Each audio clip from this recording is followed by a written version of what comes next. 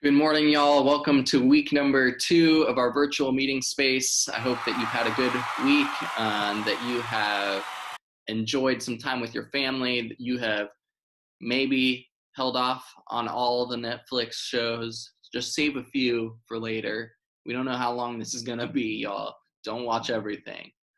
Um, I hope that these videos are an encouragement to you, and that this class time is fruitful. And with that, we'll get right into it. Last week we were in the book of Mark, and this week we're going to continue on. We talked about the story of Jesus calming the storm and how sometimes we might be asking ourselves the question, God, do you even care? And certainly right now is one of those times that that question can come up in our lives. And I hope that you're able to find some solace in the fact that God is there in the storm with us, that Jesus is not forsaking us, that Jesus is not leaving us to hang, that Jesus is not just asleep on the boat, leaving us to die in the storm, but rather that Jesus is calming the storm in our lives and that Jesus is there with us even when the storm is bad. This week, we're going to continue on in chapter 5, and I'll tell a little bit about that story in a minute. First, I want to talk a little bit about my week. And, my wife and I, we try to find a show that both of us like to watch. Sometimes that's a little more difficult than it is easy to do. And so one of our shows is Survivor. Timeless, tried and true, just a great show. Highly recommend, 10 out of 10. And there's like 40 seasons, so you're good for this social distancing quarantine time. Golden, perfect show to watch. Anyways, we're watching this episode of Survivor this past week, and there's these things in Survivor called idols or advantages, and they give them to players throughout the game. Sometimes they're a little bit more hidden, sometimes they're pretty obvious, and sometimes they're somewhere in between, right? So we're in the middle of this episode, and there's two teams that are going up against each other, and one team has more players than the other, so they have to sit down one player. They have to sit out of the challenge. So they choose this girl to make sit out of the challenge. They send her off. She goes, sits down on this bench, and she is pissed. She does not want to be there. She is really mad that her team would just leave her out to dry, that they didn't need her. She is frustrated because she feels like she could be an asset, but clearly her team doesn't feel the same way.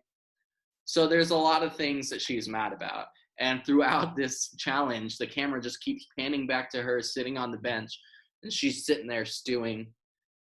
And the whole time, you see this envelope that's sitting under the bench that says advantage.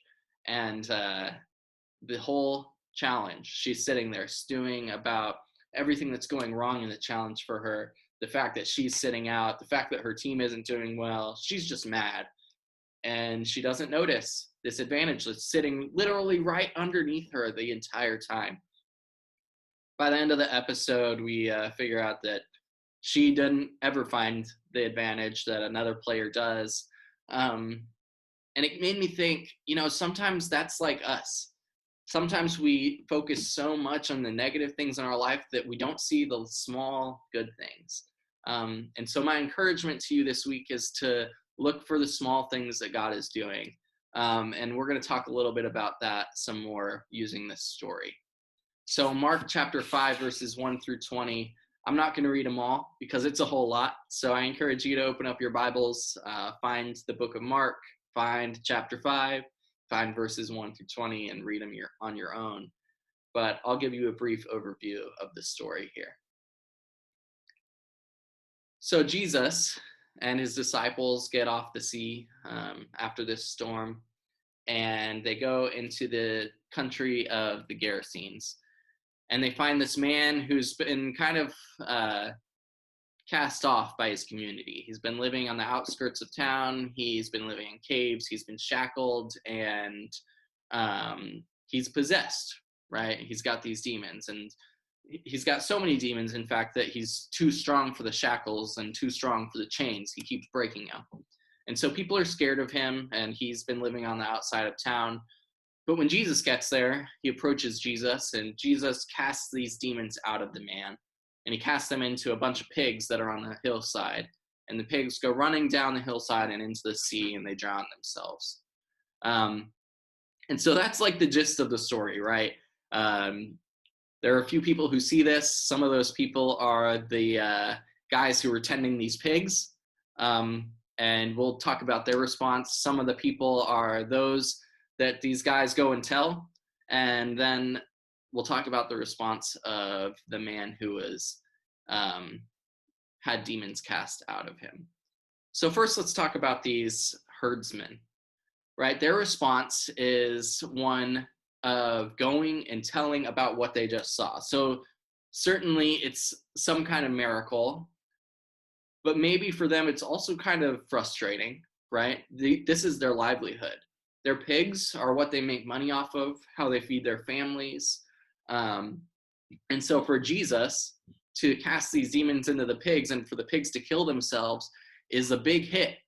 And these guys, I'm sure, are a little bit angry about Jesus choosing to kill all their pigs just to save this one guy. And so that's the response of the herdsmen. And then you get to see the response of the people. And the people come and they are freaked out. They know who this guy is. They know that he's not good news, that he's been possessed, that he's like got crazy superhuman strength. They don't want to have anything to do with it. So they're afraid. And then we get to the response of the man who's had the demons cast out of him. And his first response is, Jesus, I want to go with you. So Jesus and his disciples are leaving. They're getting back into the boat. Jesus has done his thing. He's like, all right, I'm out. Peace. And this guy's like, Jesus, I want to go with you. Wait. And Jesus says, all right, come on. No, he doesn't. He says in verse 19, go home to your friends and tell them how much the Lord has done for you and how God has had mercy on you. And so the man went away and began to proclaim in all the Decapolis how much Jesus had done for him, and everyone marveled. So this idea that this man's response was one of, man, I really want to go with you, Jesus, but Jesus says, no, go to your house, tell those who are closest to you, celebrate with your families. That's how this good news is going to start spreading. And it's interesting because Jesus hasn't even sent the disciples out yet, right? Jesus hasn't sent anybody to go tell the good news except for this man who'd been possessed by demons. And where does he send him? Home. He says, go home, tell your family and your friends about these good things. So I encourage you this week to choose the response that you're going to have to what's going on in your life. Some of us are going to have responses of fear, and that's okay. Some of us are going to be angry, and that's okay too. But we can't let our fear and we can't let our anger cloud the rest of our vision. We can't be like the girl sitting on the bench who just got sat down by her team. We can't be angry and frustrated so much so that we block out everything else, including the good things that are happening in our life.